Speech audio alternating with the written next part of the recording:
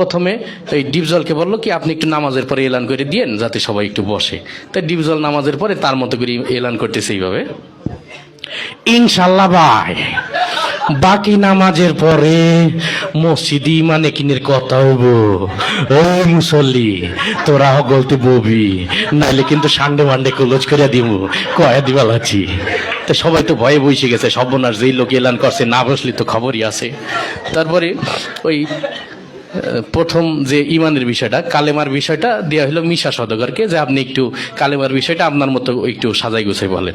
তাই মিশা সওদাগর কালেমার বিষয়টা বলতেছে এইভাবে, আমরা দু চোখে যা কিছু দেখি আর না দেখি সব আল্লাহ সৃষ্টি মাখলুক। মাখলুক কিছু করতে পারে না আল্লাহর হুকুম ছাড়া, আর আল্লাহ সব কিছু করতে পারে মাখলুক ছাড়া। তাই যাই হোক সে তার মতো করে বলে গেল। তারপরে নামাজের বিষয়টা ডিপজলকে আবার দিল যে আপনি একটু নামাজের বিষয়টা আপনার মতো করে বুঝাই বলেন।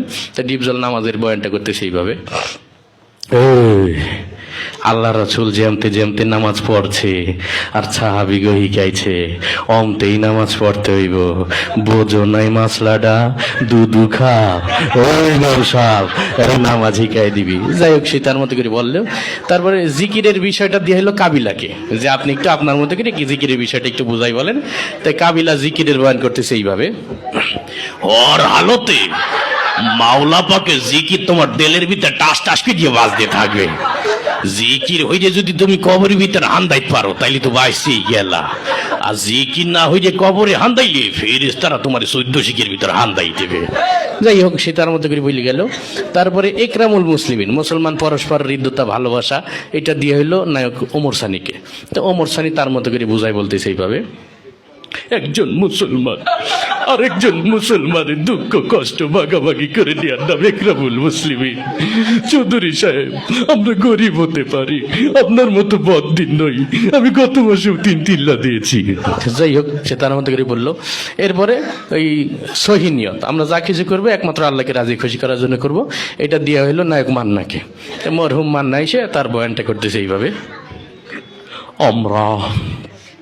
আমরা যা কিছু করব পৃথিবীর কোনো মানুষকে খুশি করার জন্য করব না, সবকিছু আল্লাহকে রাজি খুশি করার জন্য করব। যাই হোক সে তার মতো করে বলে গেল। এরপরে তাবলিগের বিষয়টা দেওয়া হলো নায়ক রুবেলকে। তাই নায়ক রুবেল তার মতো করে বলতেছে এইভাবে, আল্লাহর দিয়া জান, আল্লাহর দিয়া মাল, আল্লাহর দিয়া সময় নিয়ে আল্লাহর রাস্তায় বের হয়ে আল্লাহর দিয়া জান মাল সময়ের সঠিক মূল্যায়ন করতে হবে। আর জেনে রাখি শয়তান, তুই যদি আল্লাহর দিয়া জান, আল্লাহর দিয়া মাল, আল্লাহর দিয়া সময় সঠিক মূল্যায়ন না করিস তুই বেঈমান হয়ে মারা যাবি, বেঈমান হয়ে মারা যাবি। এই ছিল আর কি বিষয়টা।